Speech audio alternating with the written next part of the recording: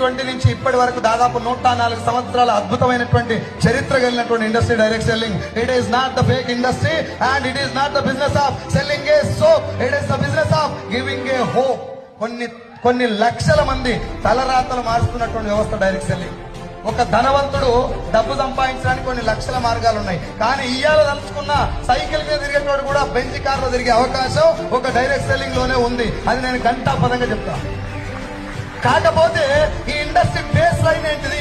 ఎందుకు ప్రపంచవ్యాప్తంగా ఒక ఐఏఎస్ ఆఫీసర్ కూడా ఉద్యోగాన్ని రిజైన్ చేసి వచ్చిండు? ఎందుకు ప్రపంచవ్యాప్తంగా ఆయమ్మ దగ్గర నుంచి మొదలు పెడితే ఇళ్లలో పనిచేసే పని మనిషి కూడా ₹1,00,000 వచ్చే అవకాశం ఇలా ఎట్లా ఉన్నది? ఏం చేస్తే డబ్బులు వస్తున్నాయి?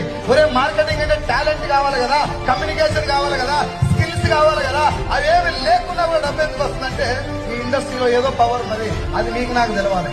Yes or no? So direct selling అంటే ఏంటిది అని చెప్పే ముందు డైరెక్ట్ సెల్లింగ్ గురించి ఒక్క లైన్ సార్.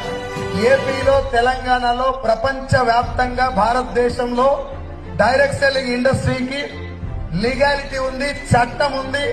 ఇది ఫేక్ ఇండస్ట్రీ కాదు. ఈ ఇండస్ట్రీలో ఫేక్ కంపెనీలు ఉన్నాయి. Yes or no?